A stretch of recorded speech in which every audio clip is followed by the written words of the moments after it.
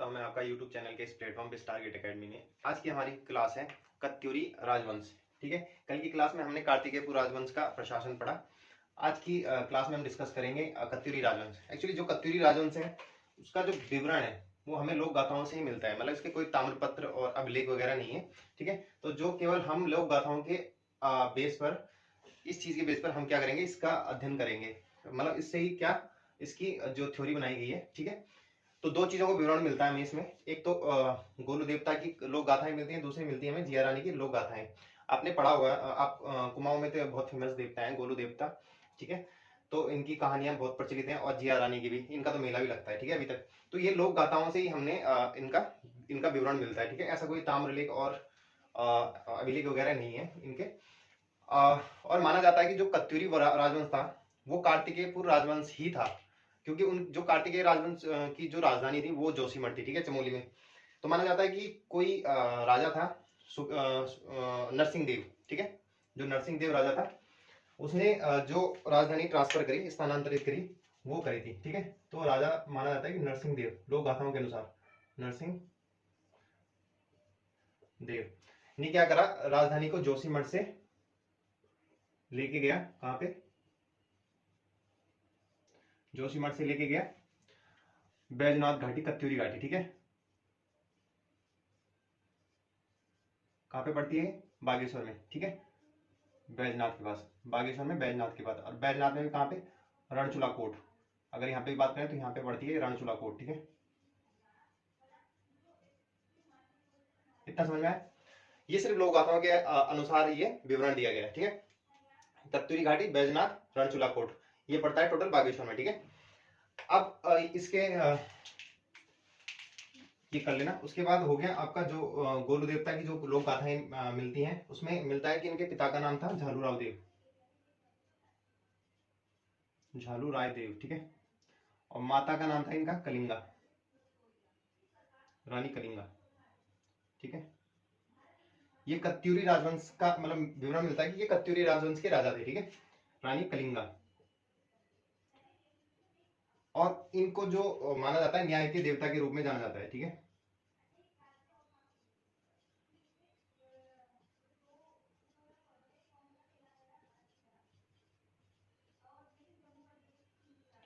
रूप में जाना जाता है।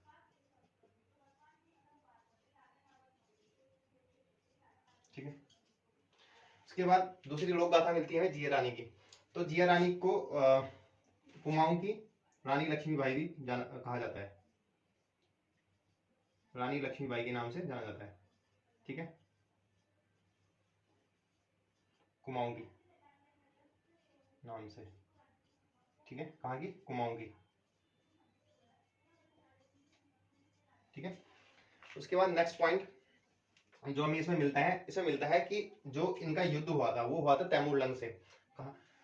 रानी बाग का युद्ध। ठीक है, दूसरा विवरण मिलता है रानी बाग का युद्ध। ये किस किस के बीच में हुआ था? ये हुआ था आपका तैमूरलंग, ये हुआ था 1398 ईस्वी के आसपास। ठीक है, कहाँ पे हुआ था? किस किस के बीच में हुआ था? तैमूरलंग वर्सेस किसके बीच में? जिया रानी के। ठीक है, और इसमें विजय किसको मिली थी? जिया रानी की जीत हुई थी। ठीक है, तो इसी उपलक्ष्य में जिया रानी मेला भी लगता है। और जिया रानी के 3 बेटे थे। ठीक है, जिसमें से बड़ा वाला था ब्रह्मदेव। ठीक है, और इसी को अंतिम शासक माना जाता है कत्यूरी वंश का। ठीक है, इसी को अंतिम, इसको क्लियर कर देता हूं मैं। अब जो जिया रानी थी इनका बेटा था, देख लेते हैं। जो जिया रानी थी इनका बेटा था ब्रह्मदेव, इसी को अंतिम शासक माना जाता है कत्यूरी वंश का। ठीक है, ठीक है, अभी पढ़ लेते हैं इनमें कौन कौन से शासक हुए। अब जो कत्यूरी वंश था वो कई शाखाओं में बढ़ गया था। ठीक है, जिसमें से कुछ जो राजवंश थे उनके बारे में देख लेते हैं। सबसे पहले था अशांति देव।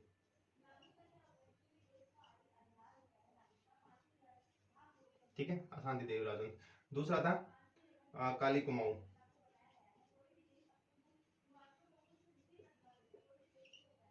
तीसरा था आपका अस्कोट के रजवाड़।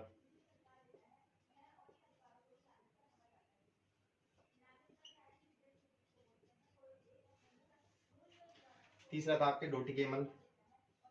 चौथा डोटी के मल। ठीक है।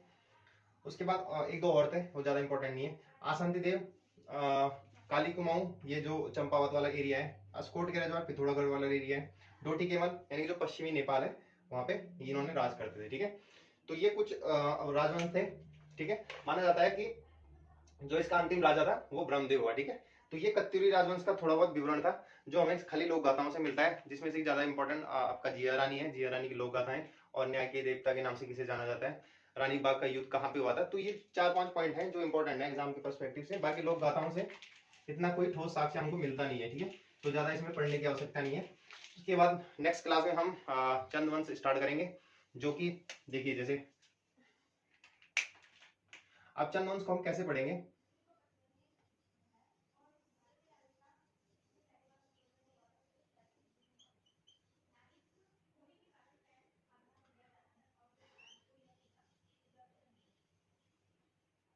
ठीक है। इस टाइप से थोड़ा सा नक्शा देख लेते हैं। तो ये हमारा उत्तराखंड का मैप है। ठीक है। जो चंदवंश था वो यहाँ पे जो चंपावत है, ठीक है, ये वाला एरिया जो चंपावत है, ठीक है, ये वाला एरिया। तो कत्यूरी राजवंश के बाद चंदों ने, कत्यूरी राजवंश यहाँ पे शासन करता था। ठीक है। उसके बाद इसी के समकालीन आए चंद। ठीक है। जो कि आया इलाहाबाद के जोशी नामक स्थान से। यहाँ पे ब्रह्मदेव की पुत्री से उसने शादी करी थी। ठीक है। और यहाँ पे अपना चंदवंश स्थापित किया। ठीक है। इसके पैरेलल में ही इस टाइम कत्यूरी यहाँ पे शासन कर रहे थे। ठीक है। और इन दोनों में संघर्ष चलता रहता था सत्ता के लिए। ठीक है। अब इसी के पैरेलल में यहाँ से गुजरात से आता है कौन, कनकपाल। ठीक है। यहाँ पे होता है चमोली। ठीक है। ये एरिया है चमोली का। यहाँ पे चांदपुर गढ़ है, यहाँ पे राजा था। ठीक है। तो उसकी पुत्री से शादी करता है और यहाँ पे अपना पवार वंश स्थापित करता है। ठीक है।